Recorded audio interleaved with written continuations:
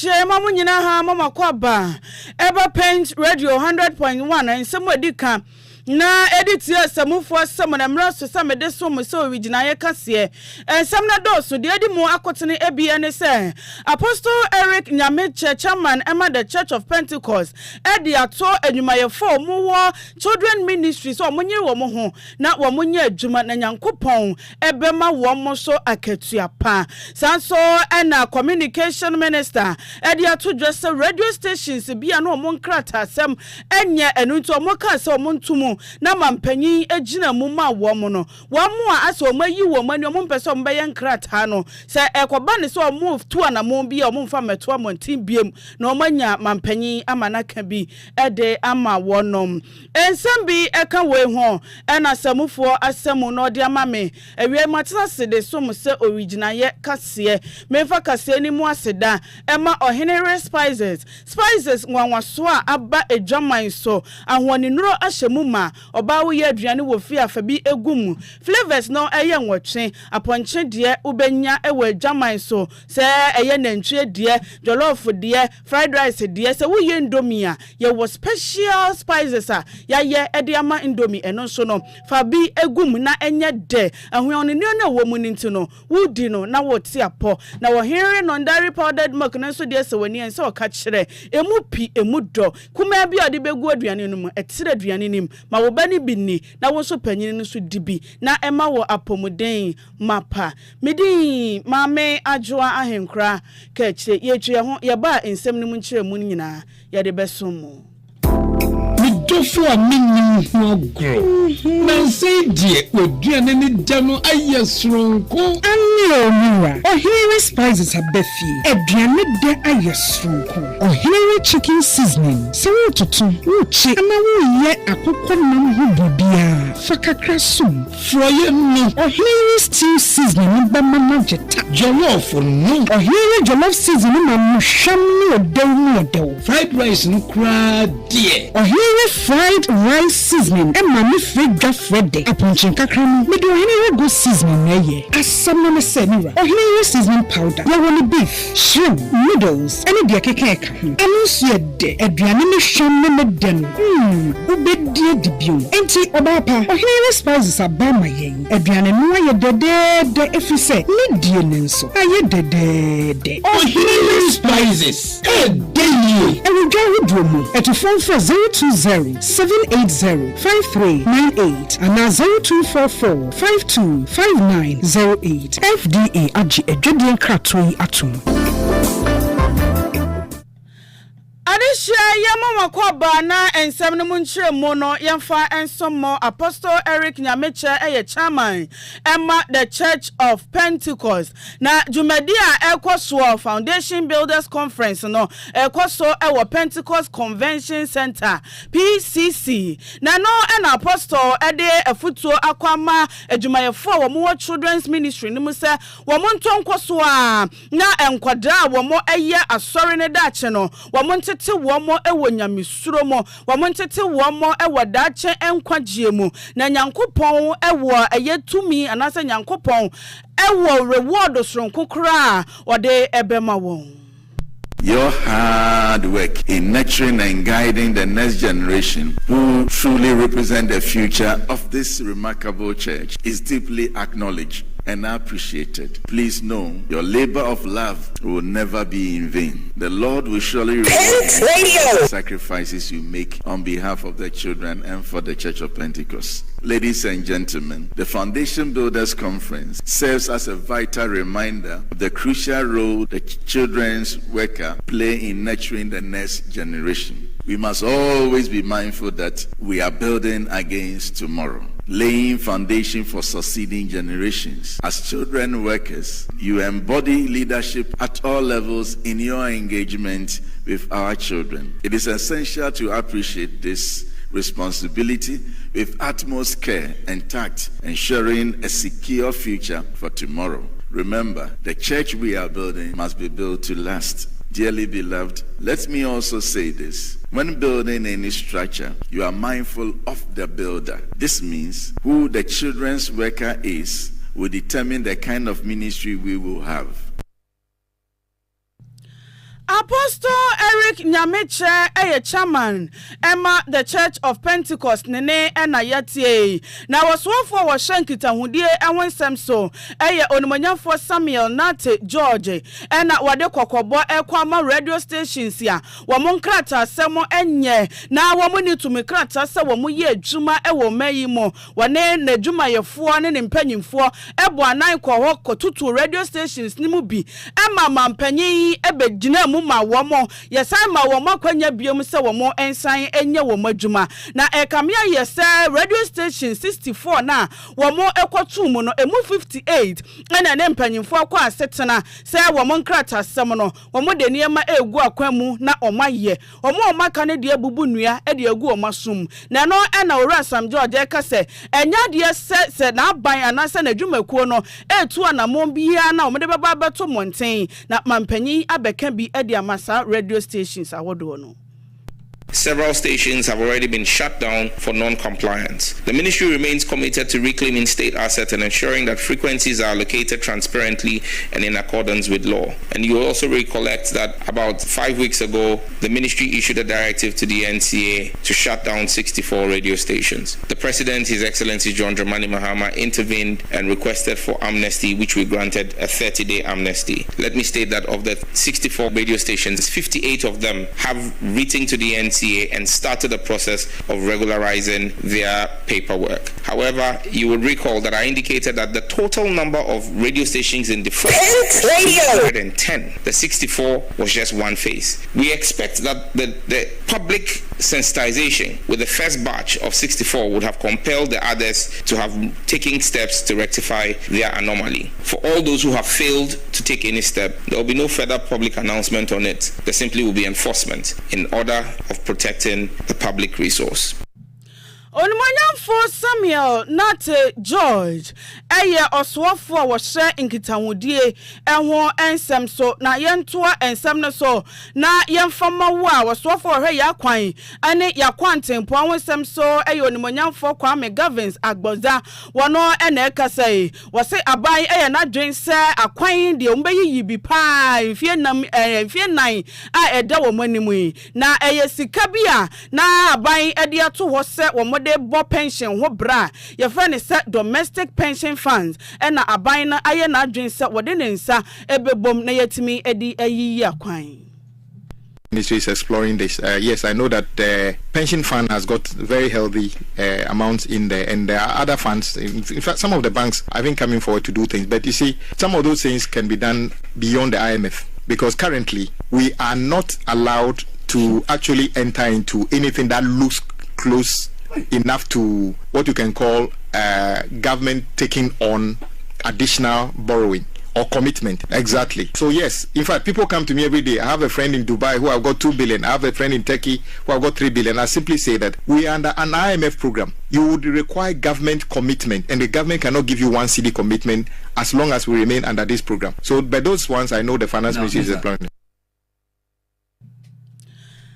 Oswofo wo hye yakwan ene yakwantempo wonsem so eyon monyamfo Gavins Kwame Agboja yanto ensem no so a mrahye bedwani ma de hyomo Asin South eye onmonyamfo Reverend John Intim Fodwo wose NDC amanyoko no so bepiemo ewo emrahye bedwamu a enkunwa wo mo eye wo ha aduo wotwe 188 wose ni nyina no eye katashibi eno mode fair muma wa monsa etimi kaye.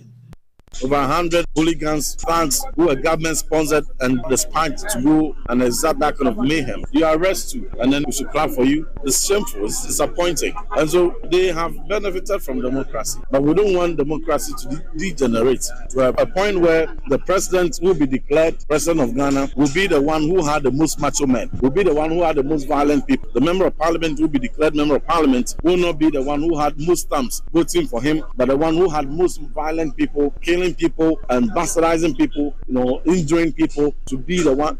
What we saw in 2024, NDC with violence, going to various coalition centers, putting guns to the head of electoral commissioners and declaring seats for themselves. As we have seen, 188 seats we saw, most of it, that's how they did it. We don't want that. Most of them, that's what they did. They just put a gun, put weapons to the head of electoral commissioners and expect them to make declarations in their favor. And many people. So we don't want this to be. On for John in team for Joe, adishare our more Asin South, Emrashe Bejani. Area from Sobreka Sia and Augusutia were Pent Radio 100.1. Na Yansua and Sumner's way. And na OSP atonensa na wade frɛ ora Paul Adom Ochre sɛ wone ne wo ensem kan ye bi na wokokɔ pie mo ɛwɔ hɔ no ɛna yɛditeni no na ɛno akyi na wɔ sɛ ɔmoma ne bill ne kɔba ya yɛse wɔmfa ade a ase so mienu emra ɛno ɛna yɛde ɛma ne beri ɛnam so ama ne lawyer Nicholas Anane agyi abekasa afa ho sɛ sansam no a OSP ɛka no ne kwan so kra no yase yama ne bail de na so nam se sa ne ma no wanya bi amfa nkonti no wada so twinim. As lawyers, we are going to deploy every legal means necessary and every legal means ethical, any conditions that the law sets. But as you are well aware, where those conditions are also unreasonable, there are options available to us, and we intend to pursue it to the fullest. I must point out that as far as those conditions are concerned, I accept the Office of the Special Prosecutor is asking our clients to find money to go and buy 2 landed properties so he can secure his bail. It is completely out of place because the suspect says, I do not own a landed property. So that condition for now cannot be met. It is unreasonable. I mean, we are still discussing our options, but the bottom line remains that in the hierarchy of affairs, the OSP ranks lower to our courts, and the courts always have the power to relook at conditions that are set by such bodies. But the fundamental point is this conditions that have been set by the OSP is calculated to detain Paul Adom Ochre and nothing else, even whether for a night or two and nothing else. Because you see, the point is that usually when law enforcement require bail, they don't even want properties of the suspect, so that in case the suspect runs away, the person who has 2 surety would forfeit his properties and can't produce the suspect. It is out of the ordinary that law enforcement requires that the suspect should provide landed properties in his own name. Lawyer Emma Paul Adom Ochre ena yatinini na enu achi no ena tafo emrashebejani onimonyamfo Vincent eko asafoa enso ede na no atu nsebi no sekane no ora Paul Adom Ochre ekasa ye efa OSP ho set na dwuma na wo ye no enhyeda ehunu so ewo man mu enu nti na nam so ema OSP ene ne edi sa adwumadi no. We all know, Sir Kisia Jabed has been criticized by Paul Adom Ochre and the Good Evening Ghana show on some of his reckless decisions or some of his incompetent decisions. It is on that basis and on a public office and they settle personal scores. Why am I saying so? On what basis now? We say on only a board chair that semi contract via Ghana Airport Company Limited, which is about revenue assurance on one side. Knowing very well the structure of how our agencies work in this country, a board chair does not micromanage an institution. A board chair does not administer the day-to-day administration of an institution. And that is the sole prerogative for every act or every law in this country, the sole prerogative of the CEO. The CEO will sign the contract. CEO will seek for the public procurement authority's approval. The board, what they do, and they say, policy advice, policy directives. And in fact, it is a board, not a member. So on what basis now, board chairman, all the other board members? Onimanyamfo Vincent eko asefua eye otafo emrashe bejani na yeto so a kwanya cement bo ahyase na ekosoro ewo main no akoye atwamene bo enti Owura Hammond Labia woye vice president Emma Ghana Progressive Road Contractors Association say ebeyanka wono mu a womoton cement ewo main mu no womonti cement ne so every 120 cedis na emedru 70 cedis was for was a yakwani aquantin pon sem so crack asenkaja wamode ba 95 cedis anke ye nanso no die was to say about 70 cedis ya boni bia eni ho.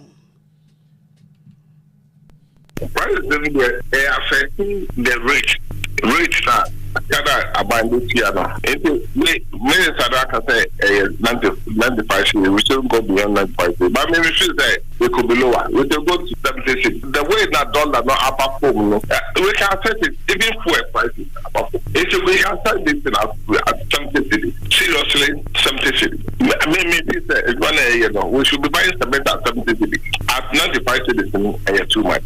For all construction they use outside, about business for your account outside about 70 city. Manufacture the only dollar, maybe I count the dollar, manufacture the maybe the past of the getting on the time. But they have to refuse that time and get that dollar also. Until they were quoting the dollar, so no dollar number from 16 to 10, which I want to so. I mean, so 25% dollar, 25% quite a year. Still no, we are buying it at a very high price. I mean, it's so money, coming down the airport. Na enu no ena ora labi ekan biemu se aban e de contractors ka contract no ye de ma wo mu asika wo mo de beso asene ama adwuma no wo motimi awie no emra wo mo de ama wo mo no so no sika na wo mu ntua ni nti no contractors no so entimi enye adwuma ne sede ye se na efata wose afimpinu ene dunso ni afimpinu ne dunwotwe adwuma contractors bi ye kora no aban eda so e de wo mo ka My don't cry why you're mocha. So you see, after now, you're mocha. Yes. It's suddenly a minute contracted to the Commercial Bank. How are you? Contracted. Are you going to be about with by or say, obviously, not Canada or that for you. The problem I will say with the program commission say, if you can be back. Last canoe, a fork of the contractor, may have 10 pay. Let this get the arm. You want no more maintenance. That's the problem we have. In the answer, number tunnel, a palace above it down because of the young here. Road maintenance fund. Their funds here. Development project. Now, you awarded the development project there, but two road funds. The road funds can I get better? Now, the main road, a development project, a critical program at the moment. The time, you are, contractors, into that road, look affair. Vice President Emma Ghana Progressive Road Contractors Association, Ora Hammond Labi. Ena yatini nie na yanko bunu Eastmantem no kro ponte chimai emu mentime wosi a ama ne homene so ewo bokono na nanomatene nkonya ato wo monsa afre nzongo ahemfo se wo momra na wo mo ankasa entu wo mommanfo no efo se beyi abokon sensem no entratra na ememepemo ewo tachimai na tachimai twafo hene eye na afna nkati a wo toso mienu wono enade afutuei ema zongo ahemfo Inti asemba na otu se wo de upia wona wonka ho a ebetimi happen to you anytime anywhere enka bashiru wonye kusasi ni na wonye mamfusi den na wokoboku akosie ni papa wonye kramuni na wokoye mpo yeye enso okuduru ya wo pa mabiu ini aba konso sa ono ne yeso otie bi onso ikunta ndi esrem die esi se denye ye ho tiase a ye be ko atil da kingdom kam entiase mma asomdwe mma na ye kan no na benfo na mu wo zongo se yete se ye de ni atum na so mu yama krono eni kodro na ya hwene yi a abeche etima chere boko because de bia sembesi boko bia no nipa o man free boko ma akora no buru 100 amburu 200 ho be je atumu a na no ya asemsi na ba ndi say bayinfo na say yentimi anhye yemma yanhye ya dehye na yegya wo musa say omo ye ade na wo ye no yemede bibati ana say makonya ebi yemfa sa nchikire man yemfa sa nti say pese yasetira mu ye de pese ye adwuma ye yemu mraso yemu bayinfo ye o baby wo yesi wudi panyina ye de die esense wo radio sesem ko na say bi na wudi so enwewi nti esere setira pa yatena ni mochiri krono adu die aduri momma kro mputo no nkosoro Na enochi ana nzongo hemfo a womo ekopie mo ewo Techiman Traditional Council enso agitu mu se ewom mentime ho ase de ebi kwaso wo montempa wo mokra na hemfo no kra no wo montem anyo entise nanano maka wo mate fire bill or Thomas bill or Pierre than the Master. It must in a few so no about the one. I think you feel about it. So we must feel the rule as I know some you know about black as you. I don't know some who had seen Kulu. I am not to focus on the show. Where as I go to and where that was one as well. Was for passing years of the show. But yet time no knows that that same say will be better to my heart. No such soon done all the buyer.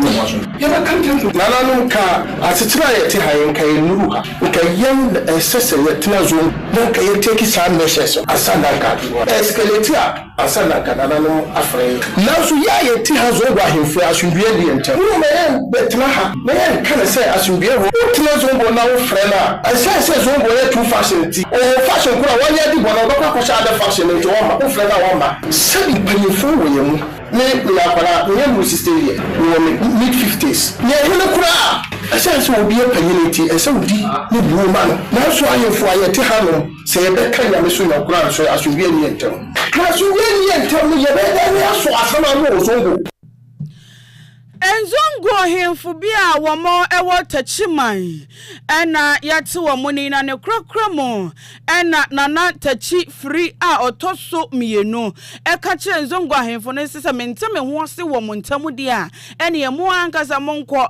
na monko siesie Asan edo enyino wo ye de benyino swati de meka enti no bibia mama ne hawo ni ye enti ne nyina chia hanne na nsema akoso nyina no de be mana na swati te na chi dom kae no se committee bi kura na be setia e be set ne mo atranse makoma na sa songo nsen ni nyina atwa koso ya nso ano ne yeso ho bia be wo ni a yetu ase sabi entimi tra ha ma sanse nsem wei emese kuro nti de ma se ye frem no maba abia so ada di ne no ne aboa ye pa ma na nanom nsem bia nanka ye nim no se ye nyina abubu yina yabinem tino wo ko yi on panye niema yeso so ye be fa adwene wo hanna na aso obeka no ye be sena frem na ye di bibia to tuye ati gonya hesrewa na nempanfo aka ni nyina yesremo mo ko yi wo ko ye mpanfo wo so metimi atrase ato adwene na ye boye uramane a de be sibia so ye be sena frem me pamu ya damase anyway Nana Techi free. Now former Deputy Minister of Health, Onimonyam for Bernard Oko Boy, and wade eto busuya, wamo ashre wamade share, and you say omomo mure enshe nyankupo mozanse nyankupo kwa any daswa e womuse edne die na so baya ne dey enya basa agisa wodo re ehye nyankupo mu wodi hye bi eti nananom e wanse do a twro konkon ne se wadada chi ankwama no obesen hia no obi so a ojinya media se medania se na Job catch and wife no the owo to me a oma obi no so ji wo nsema ye numi no o se de bia onda na ase se na na odi ma wo no emrepe mu no o de be ma obi enti yasirama yankopon na bible mu no o see there was one rich man onya scanning na madrum pepe so obi no ne refi no e na o catch ne krase wo dinda no na dana wa yi e na nyamese wo ye kwase na brefi ye be se ma yankopon ti ase se na adom na ma ye ti ase na so ono se year nipa ntimi nsisa enye hwe mi ka wo nso no na me kama ona bo amakwata pese on ti asiese bible na asi omo nim yesu no so omo dihye fimu a omo su sama omo yete de ni so ayede asa nanso unim yesu na onim se 2025 years ago yakupon sumano ema obe reconcile nipa to nyamia wo sa knowledge na onipa fimu a arawo kakra na waje mu efise wada na emnepa no dura yebesa anwe hu Kane suofo abedi akira na wo hye apomuden ho nsem so onimonyamfo Bernard Okoboy ne ena yatie ensem na si na ensem no de etuja ebi sa Apostle Eric Nyameche wo chairman ema the Church of Pentecost what the two children ministry adwumayefo nanim se omomo modern no omunye adwuma no ema won sa so ena wonya nenteye se onimonyamfo Samuel Nate George ade ato radio stations a wɔn kɔto mu na mampanyin kan bi ma wɔn mabubu nnua de agu wɔn aso no sɛ wɔn ne mpanyinfo antena se na wɔn anya wɔn nkrata asɛm na wɔn to wɔn so sa redie ɛmɛtɔ abɔnten na mampanyin aka bi ama wɔn ensɛm bi ka wɔ ho ɛna asɛmufoɔ sɛ mo maame na metina se ɛde so mo sɛ original yɛ kaseɛ ɛwɔ Pent Radio 100.1 ɔhene bɛnya akosa ensɛm ni mu ɛna wɔ site na afidie na chinchin fidie ni funuma